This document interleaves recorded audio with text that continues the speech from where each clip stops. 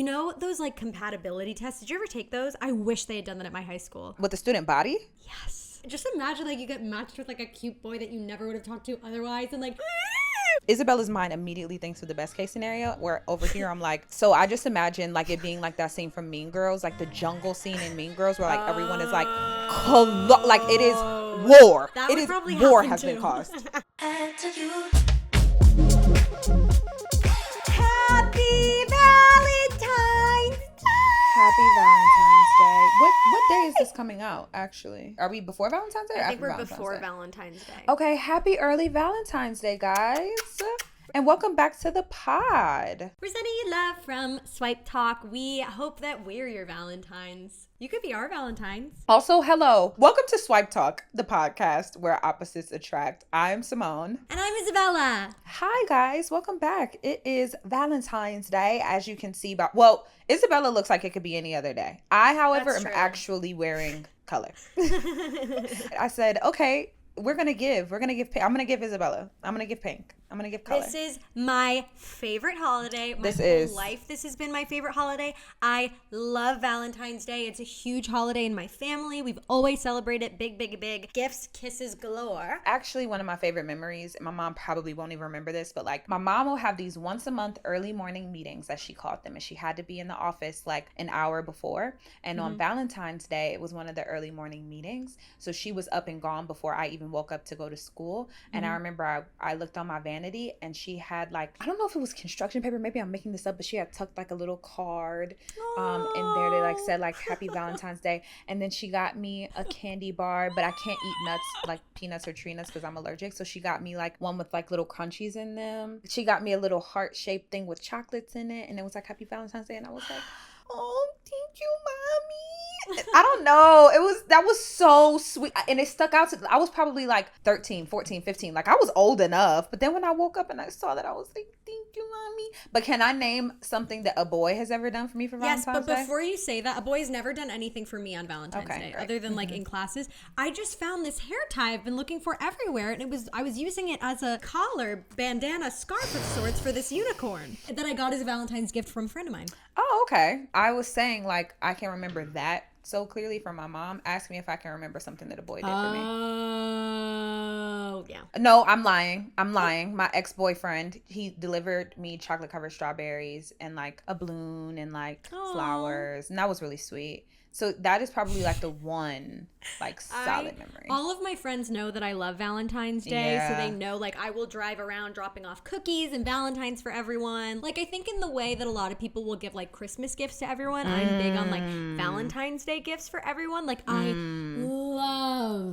love Valentine's Day because I think it's just a time to express love to anyone and everyone. And I think a lot of people get stuck up on it being like a romantic holiday, whereas it can also be it could be for anyone. It can be self-love. It can be love for others. It can be love for strangers in a lot of ways. Like it makes me cry when I go to the supermarket. That's like one of my favorite things to do around Valentine's Day. Is to just go to the supermarket. And, yes. You cry every time you go into the supermarket? No. Well, yes, mind. also, but that's just from my crippling anxiety. But I cry every time I go, and I just see like the long line of everyone like with flowers, or like going to a florist and seeing everybody buying flowers and chocolates. I'm like, how lovely is it that these people have people that they get to like send love to? And I remember once in Boston, there was like an older man with this huge balloon bouquet, and I was like, I love it. I love it. I love it. I love it. Aww. Me being like, aww. I'm not like a Scrooge for Valentine's Day or anything. And there are a lot of Scrooges for Valentine's Day out there. Yeah, I think that I'm going to sound like one with what I'm about to say though, but I think that it is beautiful like what you're saying, yes. But then the other part of me is like, damn, is this the one time a year your loved one gets to see love from you? So in the way that you're like, wow, how beautiful that everyone is showing love on this day of the year. In my head, I'm like, damn, does it take Valentine's Day for you to like show love to your partner? It's just a reminder, you know what I mean? Like if you're not doing it every day, this is a good reminder. Like without the holiday, it's like, okay, you never do it. And then with the holiday, it's like a fun little made up excuse. And to anyone that says Valentine's Day is a made up holiday, made up by Hallmark cards, I just want to say every holiday is made up. Every single last one. Even like things that are like historically based, because this one actually it has historical implications, which we're going to get into. Yes. But even like Christmas, We don't celebrate. Oh, celebrate. We don't celebrate. Bake sale. Sorry, I was gonna say masturbate.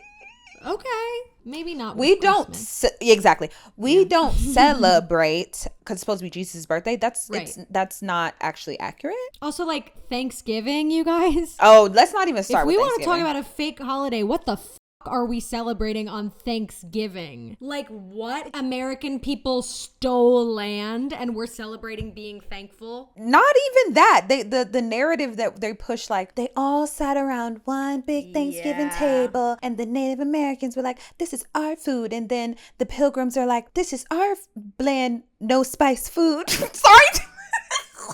That was a low blow. Which brings us to our first point. Isabella has done her research on her favorite holiday of the year, and she would like to share some points with us. And she also has me sharing some points with y'all as well. And I wrote down ones for Simone to share, and I wrote down ones for me to share.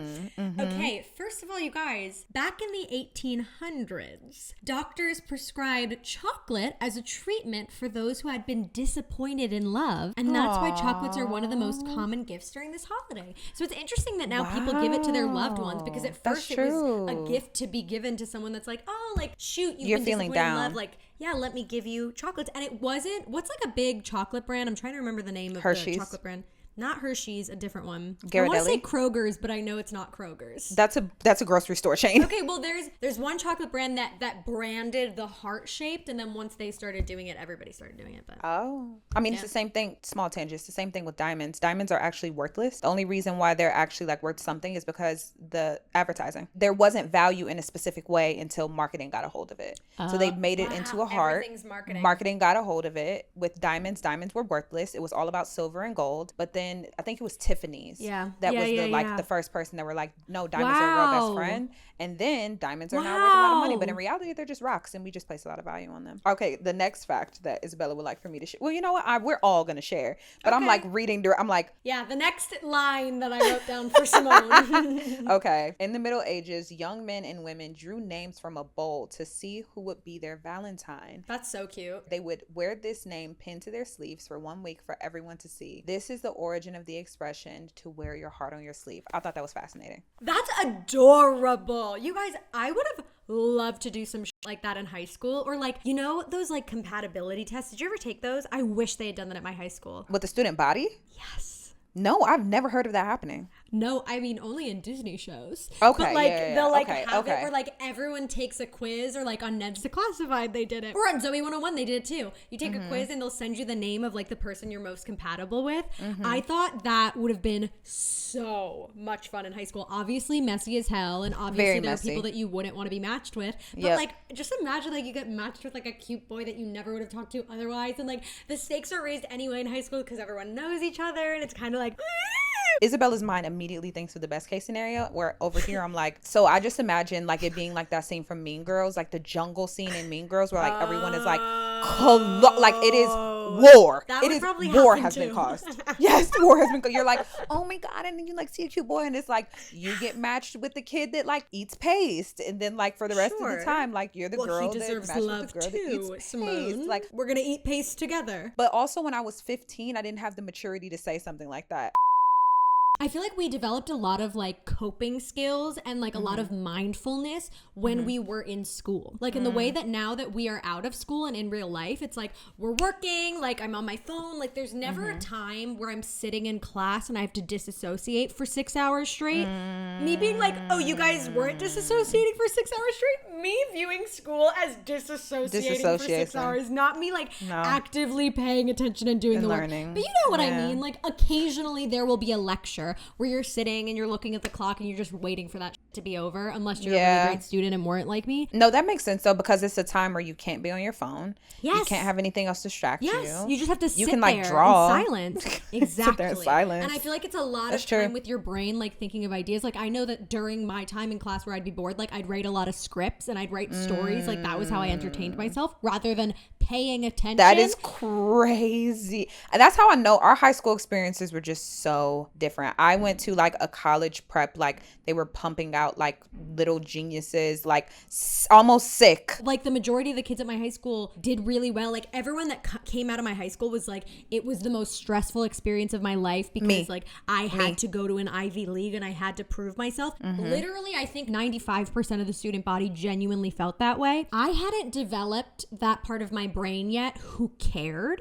So where genuinely everyone else in the student body was so stressed out, like trying to do their best, genuinely cared so much. That does not track with the woman that I know today. I know. I was the odd man out and I could not have cared less. Did not care at all. I was like, it doesn't matter. Like I'm going to audition for school, so it doesn't matter what my grades are anyway. I did not care. And I don't recommend that. But at the time, that was my brain was not there yet. My brain was not there and I was just having fun. And literally, my chemistry teacher famously told me that every single time she would move my seat in class, I would lower the grades of everyone around me. And I was like, sorry, girl, I'm making friends. I could tell you that Connor's favorite animal is the capybara and Tyler over here loves penguins. I was Miss Social Butterfly, never like touched paper to pen, but also my OCD was really bad. So like also taking notes is really hard for me. Anyway, all of this is to say in elementary school and onward, when I wasn't paying attention in class, I would look around the room and I'd try to pair everyone up. And I'd be like, Sasha should date Levine and Mary should be dating Kelly. Crazy. And I'd like pair everyone in my head and like write down who I thought would be perfect matches in the class because I love love. I think it would be so much fun to be a matchmaker. Go ahead, Simone. I don't have a word to say. For sure, girl. Wow. For sure. This girl has me literally in amazement multiple times a week. I just sit here and I go, wow, that brain works. Like that shared brain cell we have. She's sitting down because since she's half mine, she doesn't work. She isn't bumping and grinding like Isabella's other brain cells. Well, that's the thing. I think like my brain took a second. I think because like for so long I just kind of let my brain chill. Now it's like Anyway, okay. It's believed that the X, you know, when you sign X's and O's at the bottom of a card for hugs and kisses, that's because X was used in the place of a signature because many people couldn't read or write. It was also a Christian symbol that represented the cross, and people would often kiss the cross. So it represented the idea of people kissing the statues of Christ or kissing the Bible, which led to X getting its meaning of a modern day kiss. But I also read that also when people couldn't sign their names, they'd mark an X and then they'd kiss it to be like, wow. Doesn't explain where the O comes from, but it doesn't. But I mean, maybe like later on, probably in marketing. Like for sure. Okay, and then our last top fact is that every year on Valentine's Day in the city of Verona in Italy, they receive thousands of letters addressed to Juliet from Romeo and Juliet. Volunteers respond to each letter. That's amazing. And award the... Can you pronounce that for me? Cara Giulietta. Cara Giulietta. Okay, right. I'm Italian. Prize to the author of the most romantic letter. I had no idea. That's so sweet. Every letter they respond to. We should write one and see if we win.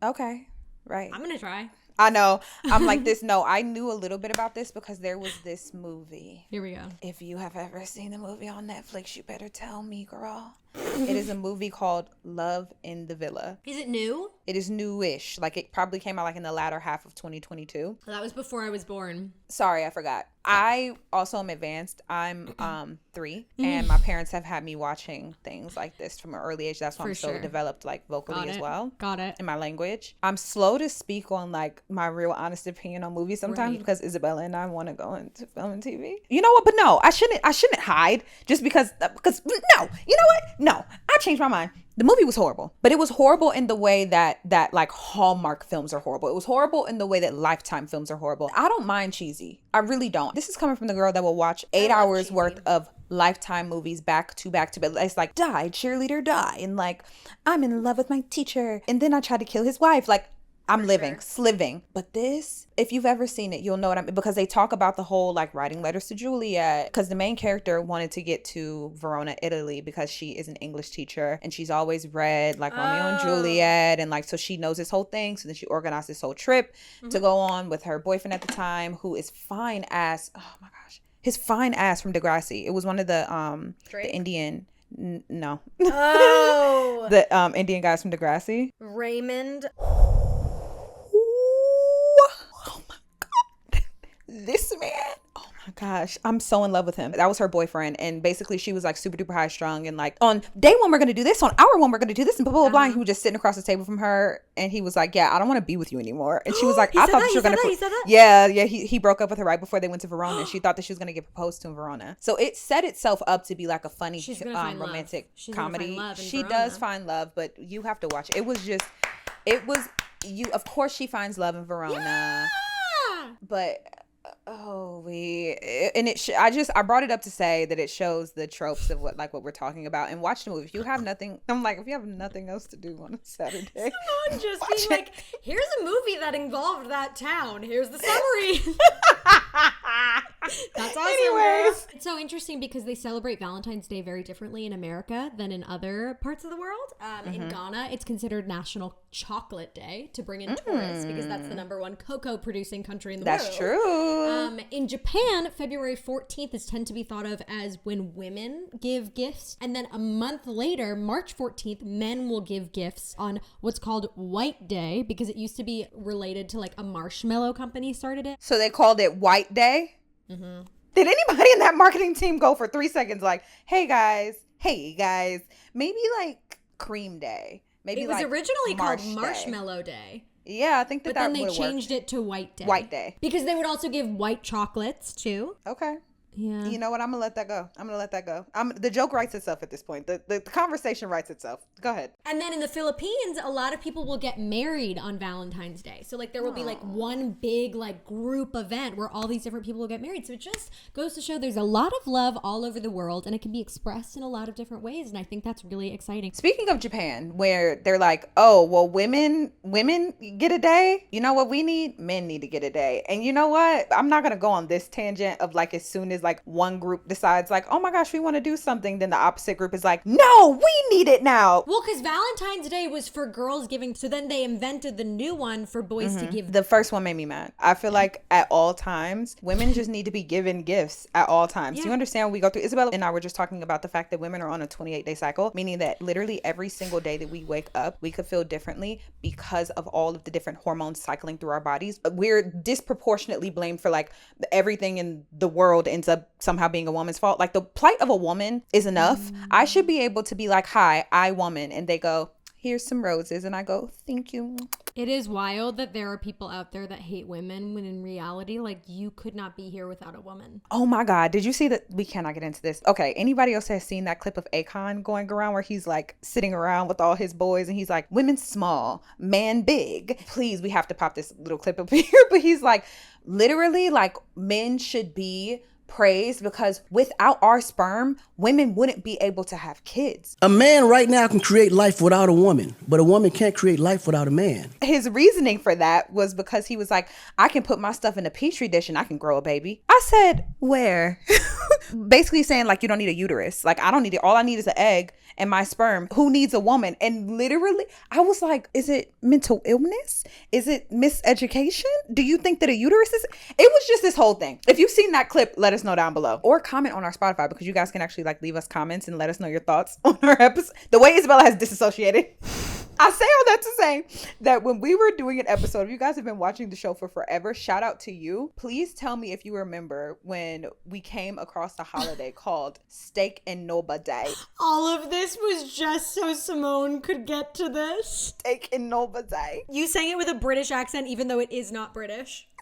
British at all. This is all American. Literally, they were like, oh, so women get gifts on Valentine's Day? Oh, well, too bad, because now we're gonna have a month later something called Steak and Knobber Day, which is about men eating steaks and getting blowjobs. They're like, women want love, we want red meat and to have fellatio. So if that doesn't do it for you, if that does not, that's gonna do it for me every single time. There was a study pulling us back in for the final point. There was a study that said like Valentine's Day might be one of the least liked holidays ever, and I'm going to combine this with my next point. We already talked about it earlier. Some people are like, well, it's a fake holiday, and I think a lot of people tend to think that it's about romantic love, so it can remind people that, you know, they're single, maybe they're bitter about being single, maybe they're not happy that, you know, they're not in a relationship. And all of that is to say, we talk about this a lot spiritually, Simone and I, where there's like a mindset where you feel like you're lacking something, you're attracting more of that lack. And you feel however way you want to feel. I don't mean to put my beliefs on you. This is just how I feel about it. But there's also so much love all around us, always, at all times. And scientifically, whatever you focus on the most is what you grow. will see. And that's why they say, like, when you discover a new word, when someone teaches you a new word, like knobber, maybe throughout the week, you're going to keep hearing the word knobber. And you're going to be like, oh my God, why do I keep hearing that? And it's because once you're focusing on something, it's suddenly all around you. So for those that may be bitter about Valentine's Day, I implore you to look to other ways of love in your life. You know, maybe it's with family, maybe it's with friends, maybe it's towards yourself, or maybe it's through other people. You know, like, I am constantly inspired by seeing other relationships. Like, if I'm at a restaurant and I see a really beautiful couple next to me, or like even a person and their pet. A lot of pets get Valentines. Like, there is so much love around us all the time, and especially on this day, like, the more you give, I feel like the more you give, the more you receive. But not even necessarily, because it's not even about receiving. But some people need to think about it like that. Some people are not okay with just being like, oh, I'm just gonna give, I'm gonna give. Some people are like, no, I want to receive. So if you have to think about it like that, then okay, like, the more you give, the more you receive. Love is the most beautiful thing. It's the most powerful thing on earth. And I think the more that we focus on the things that we love, the things that love us, the more that it will grow. And I think love is like the answer to everything. This is wonderful what Isabella is saying. And then I'm like, I am going to go to the girlies that are not ready to be there. Sure. You know what you can also do? Turn off your phone. You can also, like, unplug, especially like if you do have a little bit more like the ability to be alone. If you don't have it in you to just be like finding love in other places because you're just not there, then unplug. But don't be negative, like, because again, we don't want to bring that negative energy, right? Like, but just like, if it's too hard, like, maybe you just went through a breakup and this is your first Valentine's Day alone. It could be you experience loss around this time of the year and you don't want to see people talk about love.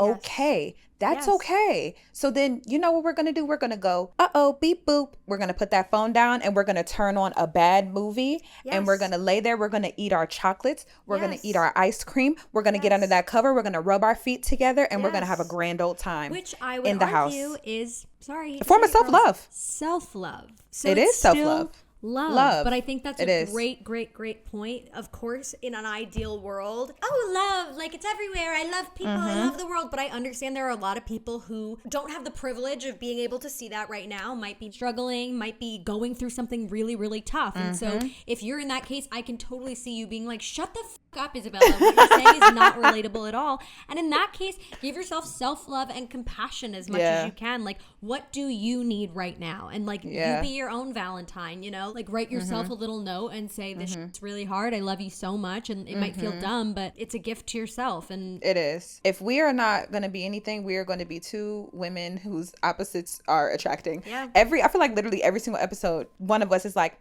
dee, dee, dee, dee, dee, dee, and the other one is like, boop, boop, boop, boop, boop. It's just such a benefit, might I say, to have a pod where Isabella, like, your track mind is so, like, true and authentic to you, and then to have someone else that can bring a different perspective, a different perspective that can help other people that wouldn't have otherwise been able to relate. And vice versa. Both can always be true. Oh my God, two things can always be true. Two things can always be true at the same time. And that's why this podcast works, is like, you might not agree with one point, but you can agree with the other. And that doesn't make the first point untrue. It's just, you can pick and choose what you resonate with the most. And I think a lot of people don't realize that in arguments as well. You don't always have to be right. You can take parts that you're like, okay, I agree with you there. And then you can leave the other ones on the cutting room floor. Exactly. And that can just be it. All of this is to say, whether you're having a great Valentine's Day, whether this is a holiday you love, a holiday you really, really struggle with, I just want to say from the bottom of my heart, I am sending you love. Simone is sending you love, right? I don't want to put words in your mouth. Oh, of course I'm sending you love. Simone is always sending you love. I am always sending you love. We love you. We are so grateful that you are listening to this podcast. We are sending you kisses and metaphorical all this roses love. And chocolates and all these things. And if you don't have a Valentine, we are your Valentine. We are your Valentine. So, yes, we are. Love you so much. Love you guys so much. And really fast, our scream of the week. Scream of the week. Rawr! Period. Okay. My scream of the week I was just telling Isabella, actually, I got an email from a startup here in Atlanta. She is an independently owned, and I'm almost sure Black owned gynecologist. They just started her own private practice, and she reached out to me to do some sponsored content on my TikTok to talk about her clinic, because it is specifically for young women that don't feel like they're being listened to or feel shamed by adults that make them feel like they're children and that they shouldn't have agency over their body. So I am going to be able to work with this person and with her practice to encourage young women to like go get themselves checked. There is no shame in like your vagina and like anything that goes wrong or right. You don't have to go to the gynecologist just when you think something is wrong. Like we should just be going just as a checkup, but yes, yearly. So many people don't go because it's scary and it's shameful. Scary and it's daunting. There's so much shame around our vaginas, it doesn't even like make sense. Well, and also there's a lot of misinformation and there's a lot of confusion and there's a lot of gynecologists, unfortunately, that don't listen. Who don't listen. And so that's why it's important to find great gynecologists. Yes. And ones that you love. I love my gynecologist. Yeah, also, I love guys, my gynecologist fun fact, if you're really overwhelmed and scared of the forceps, you can always request a child-size forceps. Yes, you can. That was so good. Yeah, you can always do a child-size one if it's because it's less intimidating and they can still get the job done. My mother told me that. She's like, I asked for the little one. Yeah, but that was my scream of the week. I'm so excited for that partnership because that will probably be one of my most meaningful rewarding rewarding, meaningful partnerships I've done in a while. So really excited. Awesome. Yay! Yay! Okay, my scream of the week is that I'm engaged. Kidding. I'm single. No, I'm like, what, girl, huh? Sorry, I lied. I'm in a silly goofy mood. My other scream is that, you know how in Friends, you know how you would often see Jennifer Aniston's like nipples poking out through her shirt? Halfway through filming, they like loved the look so much that they started having her wear prosthetic nipples. Every single time you do your scream of the week, I have nothing to say. I was lying. Speech. I was lying. I made it up.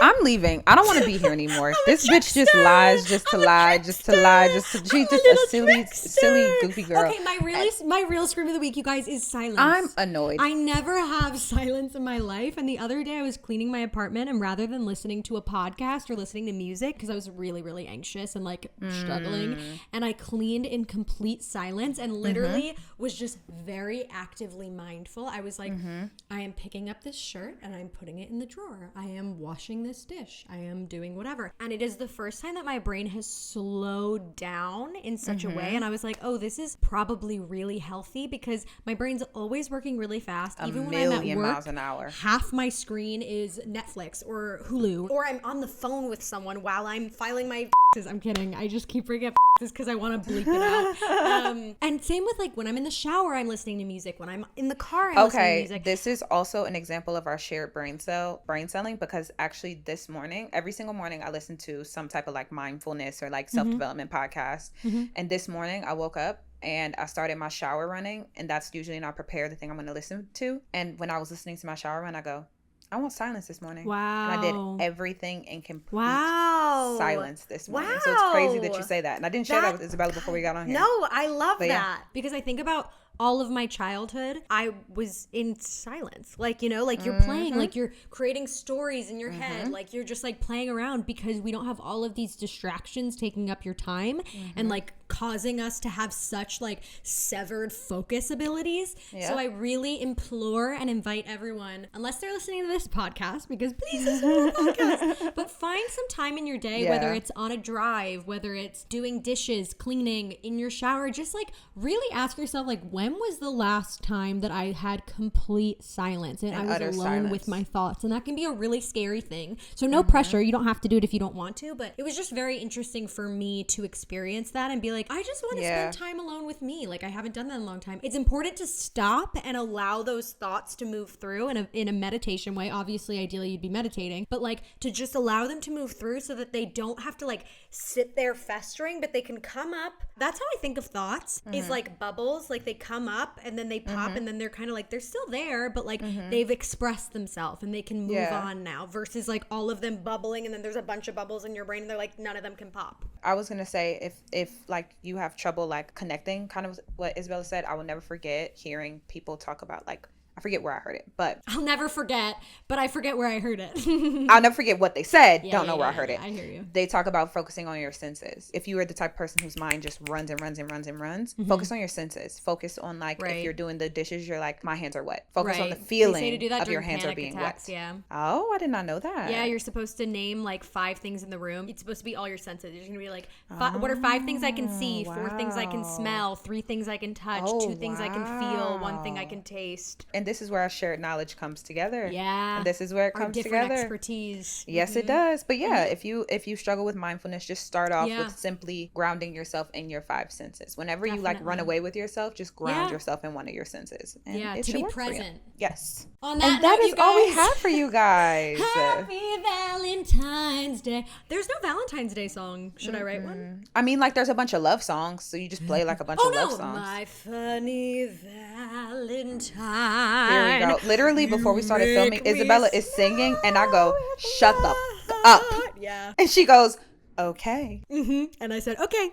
For sure. Zippity doo dah. Love you guys so much. Hope you have a great Valentine's Day. Message us, comment down below how your Valentine's Day is. If we're your Valentines, who your Valentine is. If you like Valentine's Day, yes or no. What you learned from this episode too. We love a little learning rainbow of the reading rainbow. We love that. We love that. Do you remember in Spy Kids when Emily Osmond's pigtails went yes and she flew? Yes. That's how I feel right now. I know. And at all times. Every single time you wear them, I feel like you feel like that. If you are not watching the visuals, you can always watch the visuals on our YouTube channel or on Spotify. We drop each and every single Thursday. Make sure that you're leaving a review so that advertisers can tell that like people watch the podcast and people love it. So make sure you drop a review for us. If it's anything less than 5 stars, then what do, Isabella? You write it in your diary. Because we don't give a and I'm kidding. Love you guys. Love you guys so much. See you guys next next week. Love you.